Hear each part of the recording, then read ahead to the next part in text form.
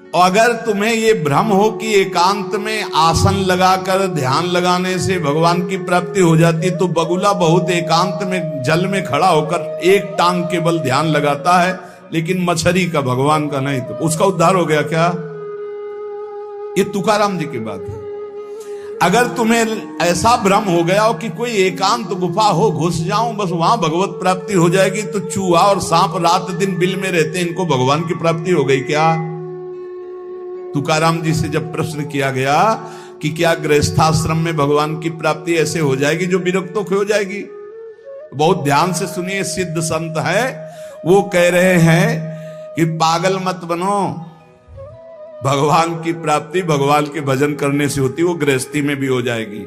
अगर तुमको लगता है कि वन में रहने से भगवान मिल जाते हैं, तो हिरन को मिल जाते, खरगोश को मिल जाते, बाघ को मिल जाते, सब ब्रह्म प्राप्त हो जाते। अगर तुमको लगता है कि एकांत में ध्यान लगाने से मिल जाते, तो बगुला जल में खड़ा होकर एक टांग के बल ध्यान लगाता है, लेकिन मछली आई गट्ट से खाया फिर शांत खड़ा है, बगुला को नहीं मिला। फिर कहते हैं कि एकांत गुफा में घुसने से भगवान मिल जाते, तो चूहा और सांप बिलई में रहते हैं रात दिन, उनको भगवान मिल जाते। तो इसलिए हम तुमसे कह रहे हैं कि ये ची चपड़ की बातें छोड़ो। तुकाराम जी कह रहे हैं, घर में विट्ठल का मंदिर बना, घर को ही विट्ठल का मंदिर बनाओ, ठाकुर विराजमान करो, आप सेवक हो जाओ, बढ़िया भोग लगा के पाओ, नाम कीर्तन करो, कथा वार्ता करो, अपने कर्म को भगवान को अर्पित कर दो, भगवान की प्राप्ति हो जाएगी। बहुत सहज है गृहस्थ में भगवत प्राप्ति करना।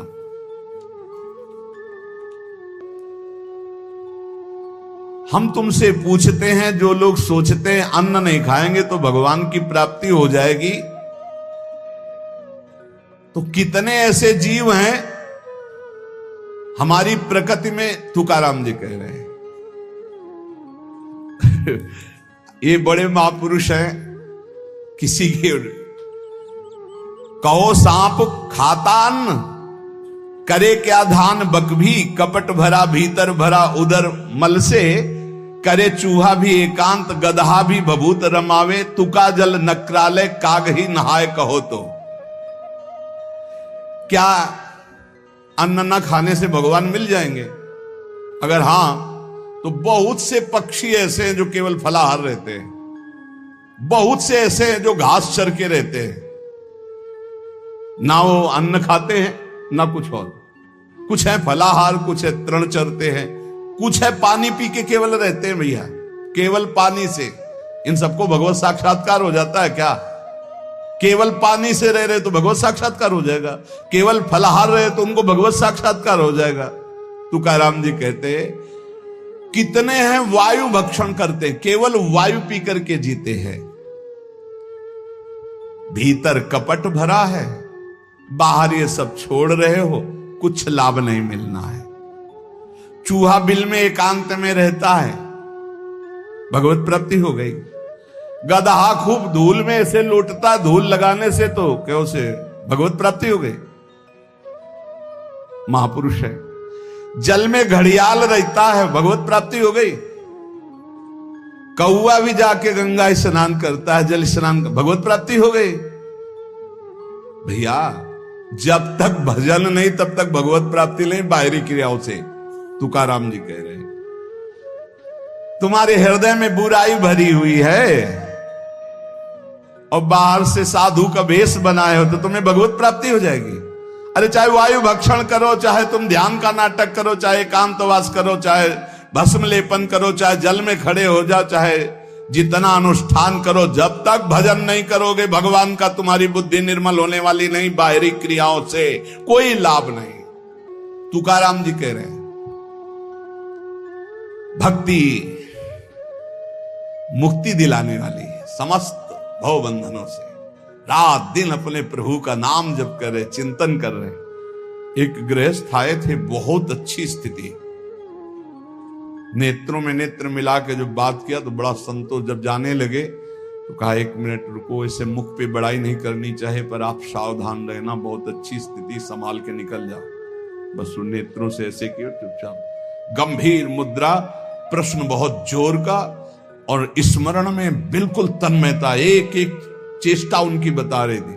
बहुत बढ़िया बाजी मार ले जाओगे, कोई तुम्हें प्रणाम नहीं करेगा, कोई दान पुण्य नहीं, कोई नमस्कार नहीं, बहुत जल्दी निकल। विरक्त भाव में रात दिन भगवान के भजन में व्यतीत करो, तभी बात बनेगी। केवल इन सब बाहरी बातों का देखो इसीलिए खंडन किया तुकाराम जी ने। जो विरक्त अपनी देह को घृणित समझकर त्याग देता है, देह के राग का, बलमूत्र का भान क्या इसमें, वो महासुख को प्राप्त होता है। इससे ज्यादा प्यार करने की जरूरत नहीं है। जो इस देह से ज्यादा प्यार करते हैं वो सीधे नरक का रास्ता तय कर लेते हैं।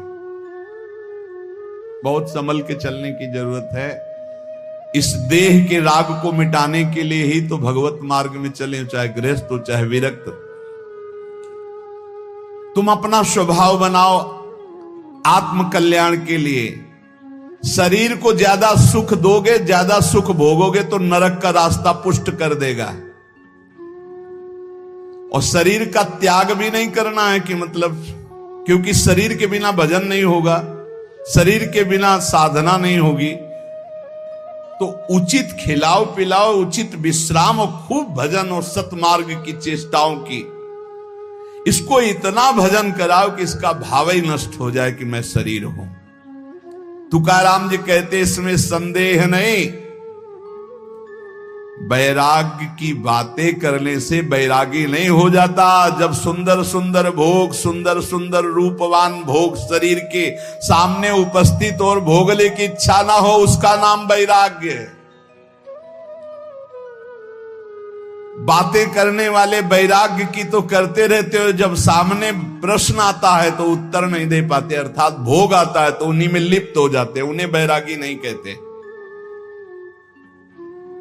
इसीलिए हम कह रहे हैं कि अपने मुख से नाम नाम नाम, निरंतर नाम जप करो। यदि मुख नहीं नाम जप रहा तो ये जिह्वा टुकड़ा है मांस का, और मुख जो है मांस का एक कुंड मात्र है।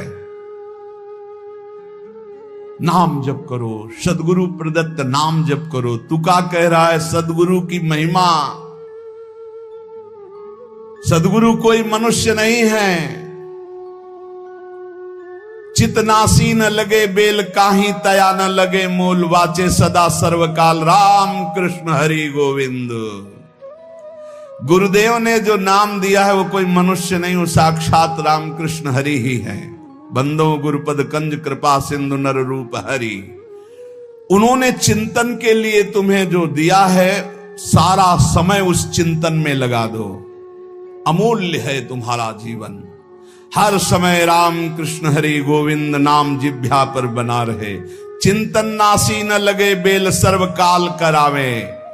चिंतन के लिए कोई समय नहीं है ऐसा कि हम नहा धो के फिर चिंतन करेंगे। अगर शौचालय में ही मृत्यु हो गई तो हर समय नाम जप, हर समय नाम जप। सदा राम कृष्ण हरि गोविंद का चिंतन करो। एक सत्य सार यही है, ना फलाहार रहने से, ना जल पीने से, ना वायु भक्षण से, ना इन सब बाहरी बातों से भगवत प्राप्ति नहीं होती। भगवत प्राप्ति होती सदैव भगवत चिंतन करने से, नाम चिंतन करने से। भगवान नाम कीर्तन भगवान की प्रसन्नता के लिए, भगवत कथा भगवत प्रसन्नता के लिए। तुकाराम जी कहते हैं गीता है, श्रीमद् भागवत है, ये भगवान की प्राप्ति के लिए चर्चा